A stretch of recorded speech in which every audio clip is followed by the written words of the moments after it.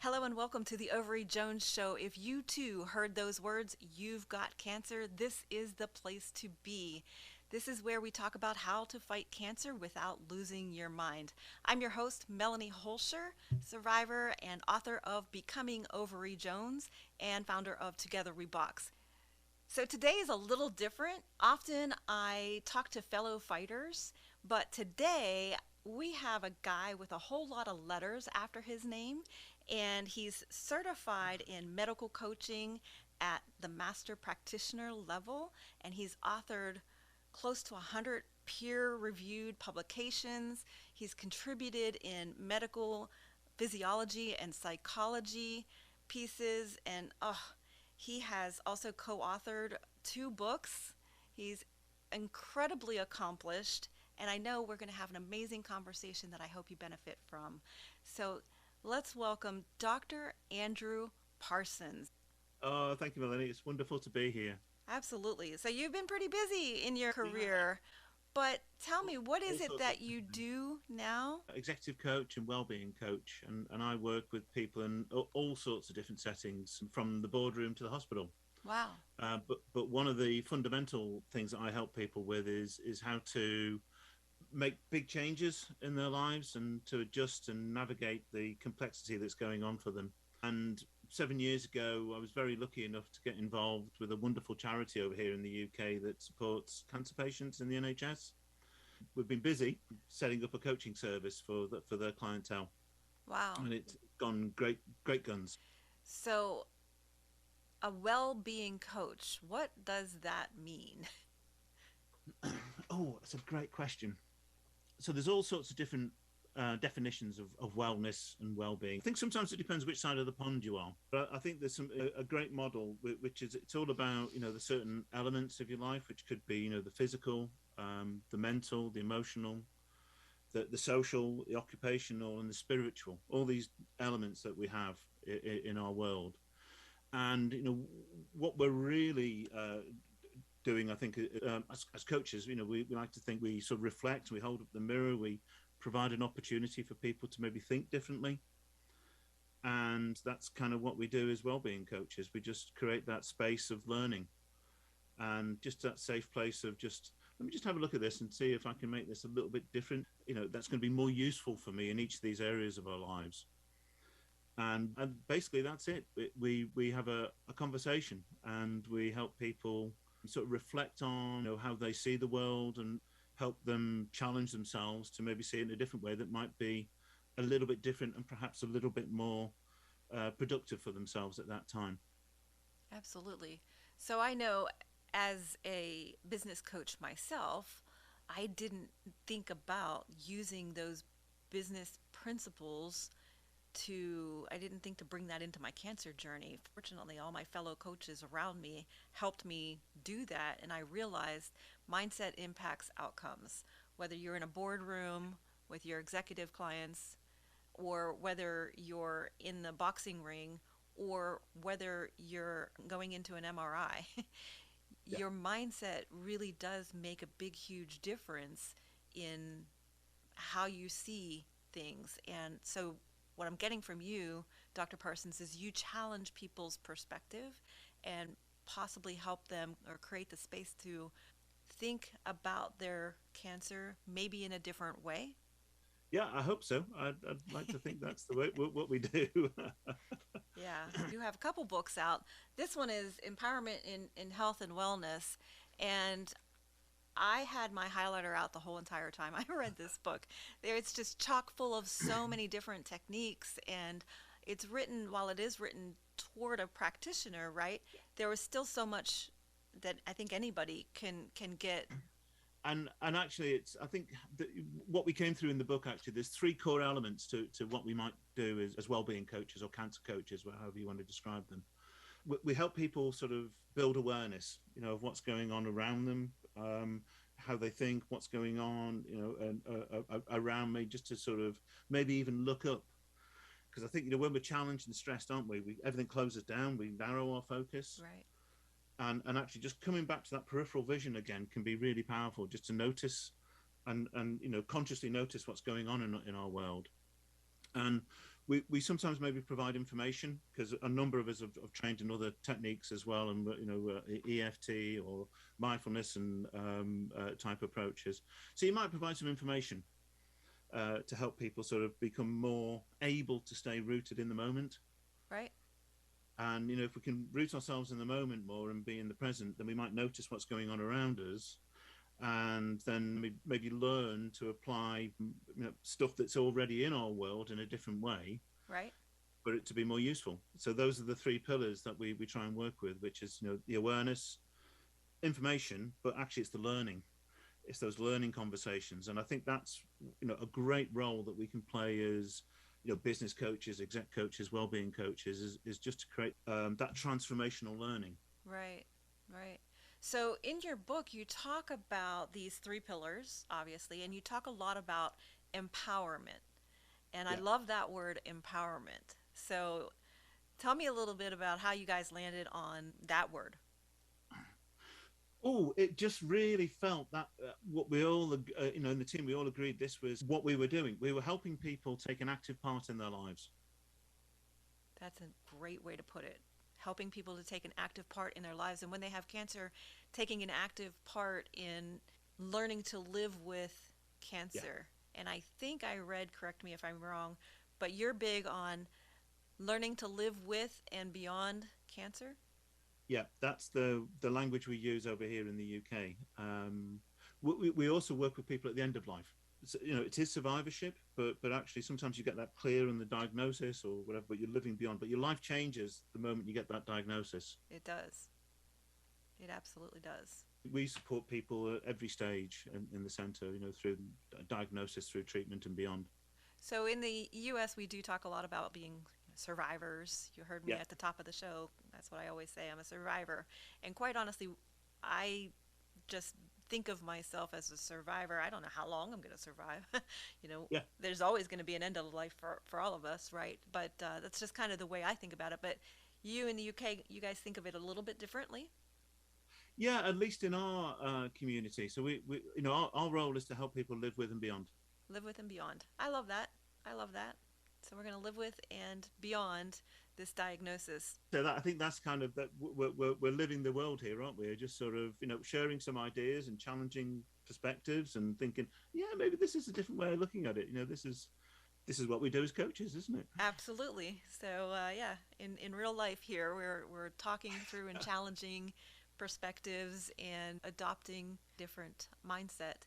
So you talk about mindfulness and grounding techniques that you share with patients. And when I was reading, this is where my highlighter was definitely out. So you help them expand awareness and develop clarity on their intentions. So I'm just curious and hoping, can you share maybe a technique with us that is either a grounding technique or a mindfulness technique that you share with your patients? Oh, I'd love to. A very, very simple one is just to tune into the breath. Okay. And I'm sure a lot of us do this in different ways in the day, but actually just creating that sort of conscious space where we can maybe just take a moment to I've got my timer on here. I've lost my watch in the pandemic, so everything's on my phone at the moment. Right. But just breathing for a minute. Okay. And so what am I doing for this minute? Just Oh, breathing, and I'm so just paying attention to. yeah, so I'm going to invite you to just sit as symmetrically as possible. Okay. So just to balance and just settle into the chair. Keep your eyes open, close them. Absolutely whatever's good for you. But what I'd like you to do is just to bring your attention to the breath, and just keep the attention on the breath, and just settle in. And we're going to count the breaths for a minute. So every breath in and out is just one breath. And just from now, just counting the breaths for a minute. Beautiful. And now what is that doing? Because I feel calm already, just counting breaths and just letting everything else go.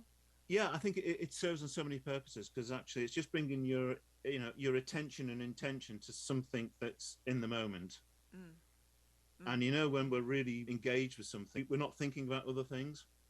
absolutely. And actually, we're just bringing our attention back in a way that we are putting it where we want to put it. Absolutely. I And think I frequently work with just a couple of these very simple 1 minute breathing exercises just to sort of ground ourselves.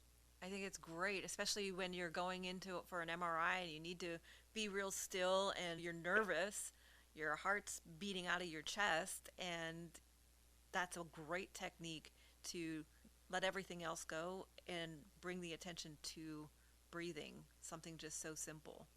Just so simple as that. Absolutely. You also talked about a tapping technique. Can you share with us a little bit about your tapping? Yeah, EFT. I think it's growing in popularity and actually growing in its sort of scientific investigation at the moment in It terms of is. how it can help with emotional reprocessing. And there's different ways of looking at this. So I think it's come from a traditional Chinese medicine backdrop, I believe, and I think Gary Craig over in the US was one of the people who introduced it to the world. And there's all sorts of modalities out there that you can work with, but we found this a very effective way. Again, just it's almost like a mindful technique, just to sort of ground ourselves, and just a very simple one that I use as just tapping here. Right here. And what does that do? And well, this is one of the meridian points that in the with the view of traditional Chinese medicine, is just repolarizes our energy, so it rebalances us. Okay. And a frequent one that I may often use with people, and people tell you what they what they want to tap on, or what their issues are. But often it's even though I have a problem with uncertainty, Right? I'm doing okay today. Absolutely. I love that because I don't know of a cancer patient that hasn't struggled with uncertainty, right? Uncertainty. Even though I've got this uncertainty, I'm doing okay today. That's beautiful. So just saying that phrase and tapping, bringing us our awareness back to the moment, Right. and in this moment, I'm doing okay. At this moment, I'm doing okay. That's beautiful. I absolutely love that. And you talk about in your book bringing critical awareness to reality and giving people or helping people formulate the ability to describe their emotions and their values and their needs. And I think that is just so great. That is so important because a lot of times our vocabulary isn't exactly robust when Yeah, it comes to our emotions and our feelings. absolutely. And over here in the UK, we don't often talk about our emotions quite as much as maybe some other cultures do. But actually, I think the ability to articulate it and get it out there is just so powerful. And of course, we can talk about them in metaphor. The metaphors that we use can tell a story, can't they? And it could be a shape, for example. So I've got this feeling of uncertainty. Where is that feeling in the body? It might be in the heart. It might be in the belly. But if it had a shape, what shape would it be? Wow, that's so fascinating. If it had a color, So what color let's would it say be? it's a blob. I don't It's a know. blob. It's a blob. It's a blob. And to what color would has the blob?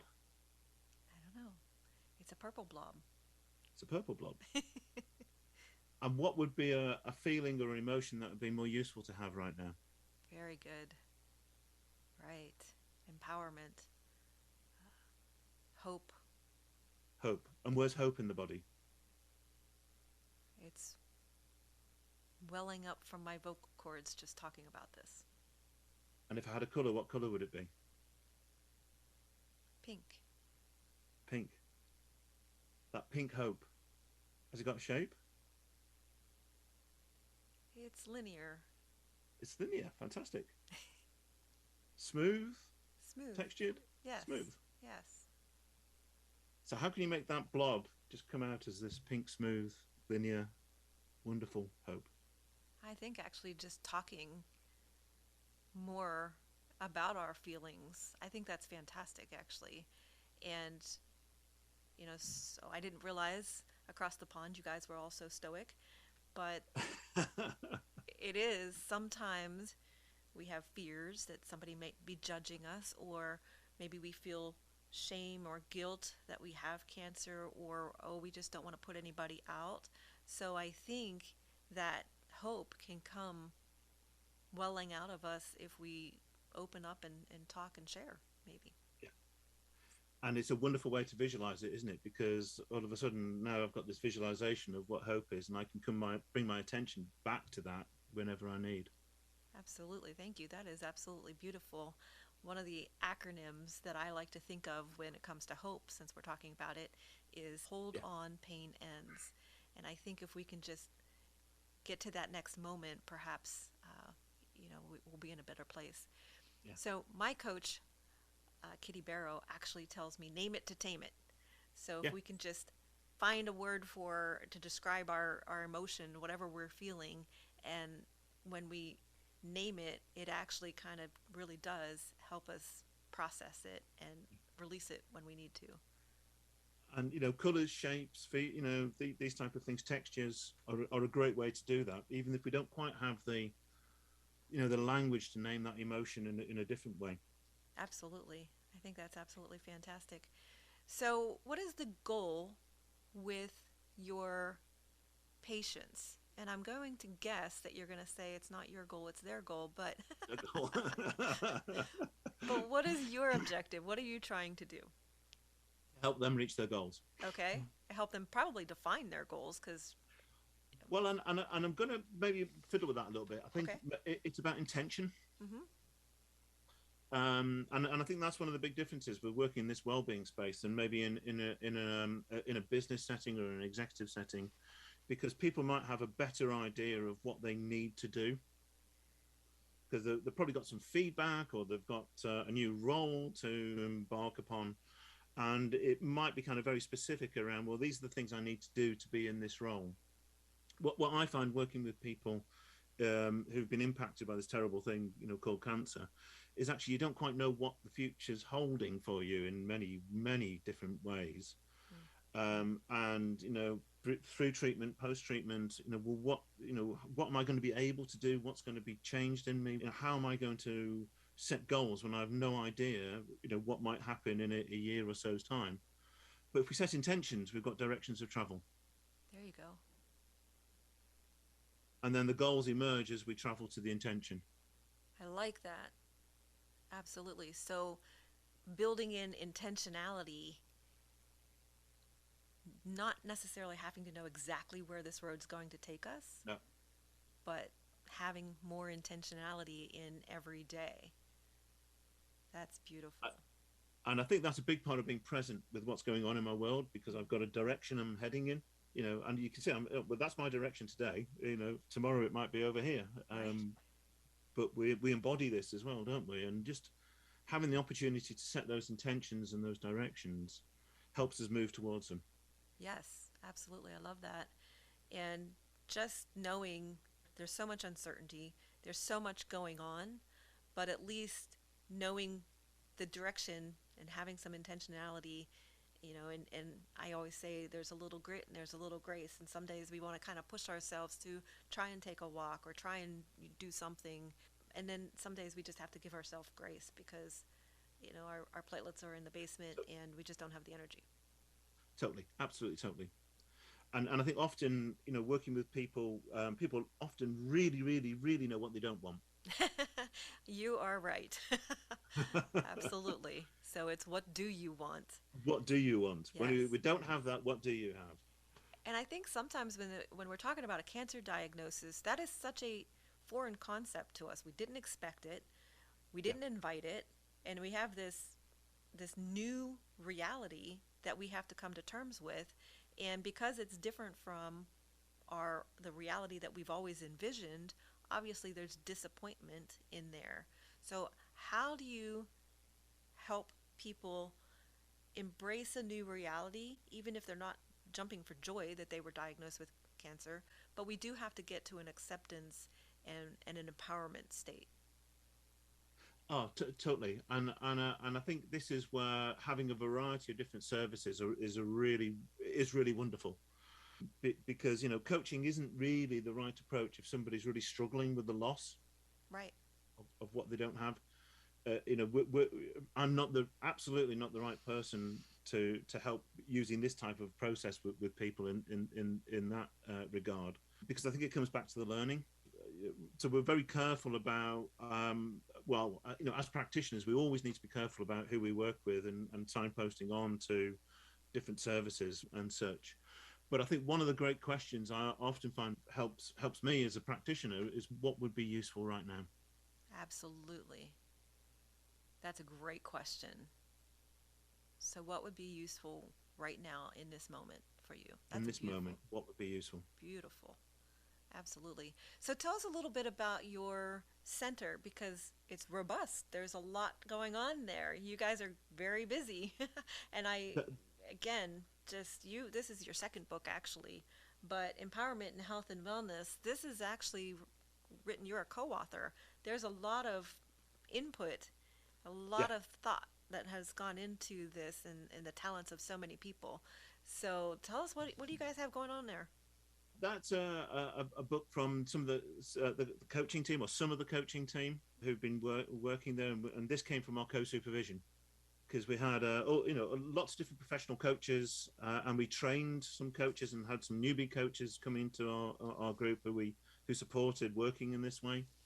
And we got together and thought, well, actually, we've all got different styles, we've all got different trainings. What's common?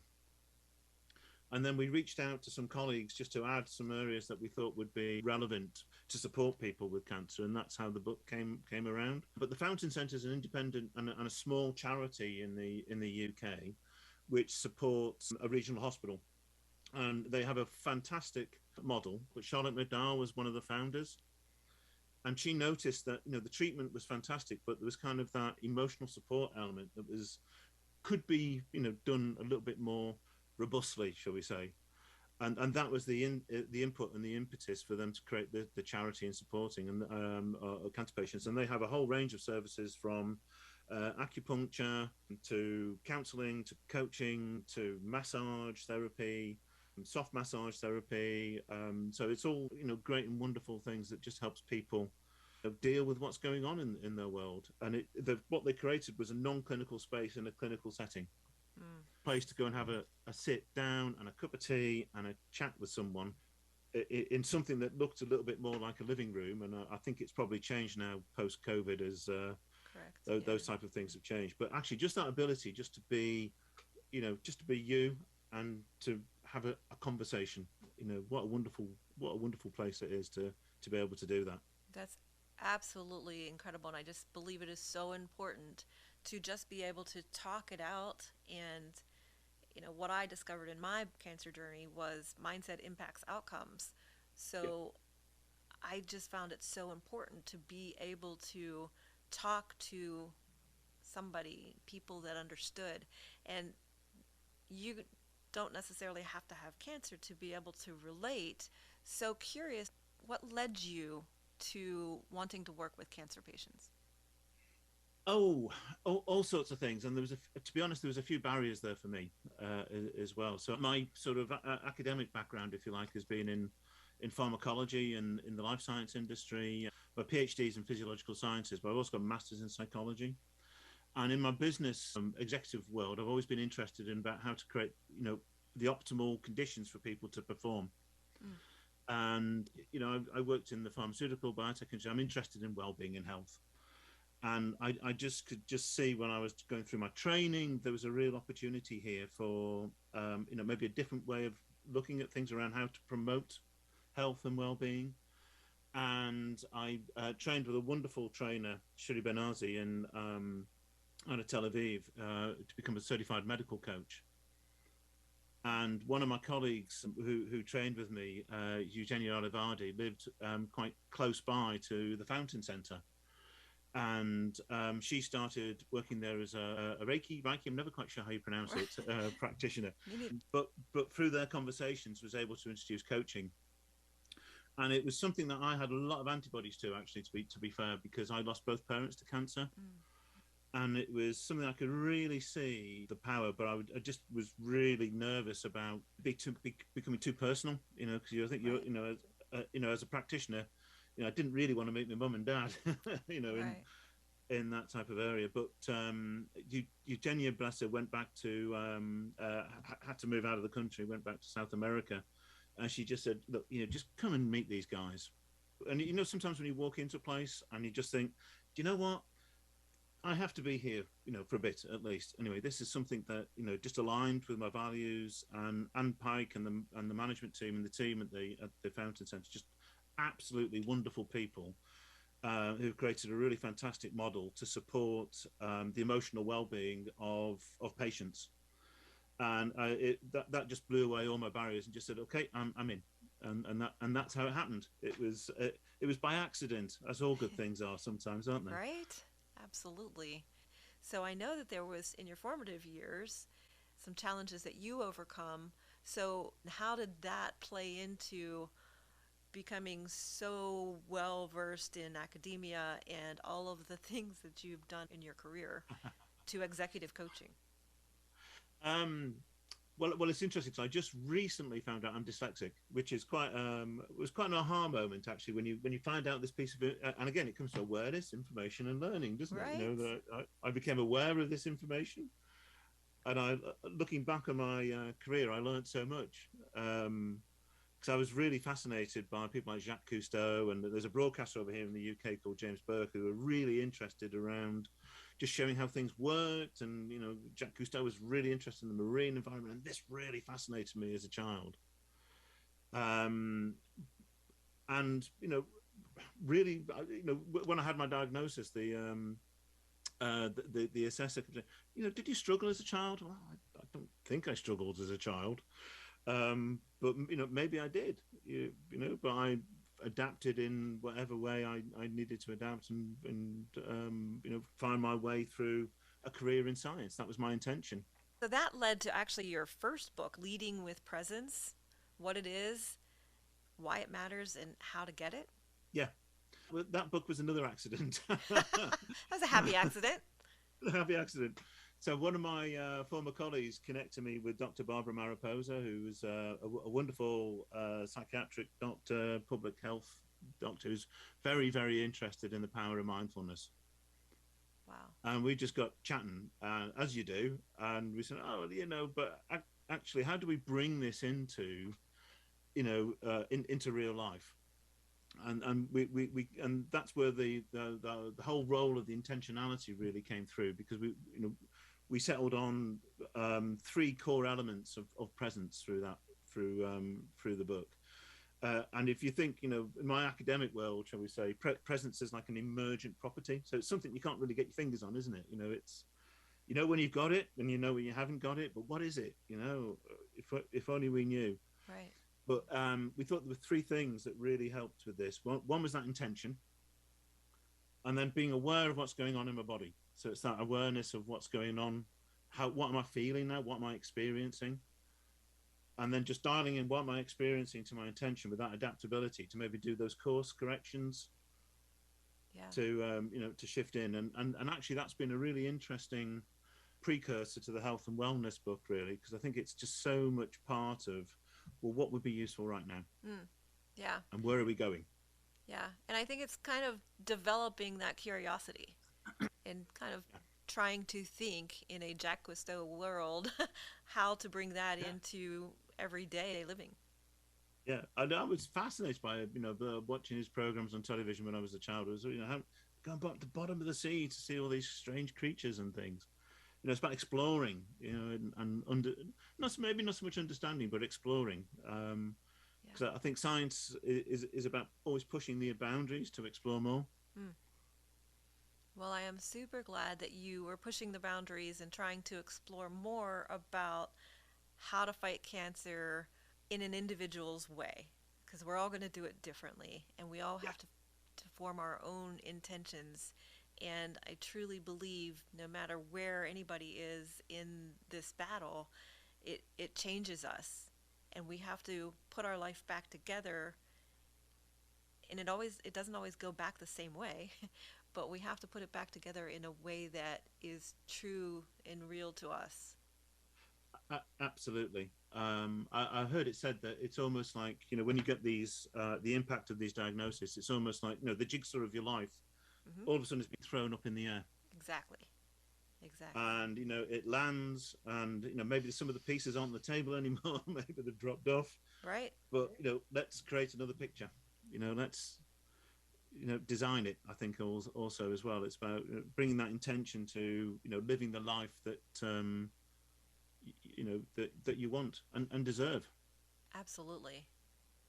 Absolutely. And I believe that I just love that concept of living with and beyond cancer. And I really hope you'll come back and share. There's so many things going through my mind that I would love to get your input on. And I'd love to just have discussions about the shame that we feel oftentimes with this Yeah, diagnosis, and toxic positivity, is that a real thing? And I'd just love to have some of these conversations. Please, Dr. Parsons, will you come and join us again? absolutely love to. I would absolutely love that. For now, though, how can people get in touch with you? Oh, through LinkedIn or Reciprocal Minds on Twitter is Reciprocal Minds? Okay.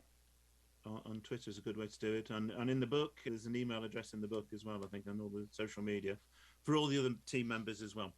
Absolutely. So I will link to that in the description of this video. But for now, spend a little bit of time and focus on your breathing, and be in this moment and explore with your own curiosity and challenge your perspective on what does this cancer diagnosis mean, and how am I going to just live in this moment, because right now you're okay. I look forward to bringing Dr. Parsons back here again in the very near future. And for now, make it a beautiful day, and you can do this.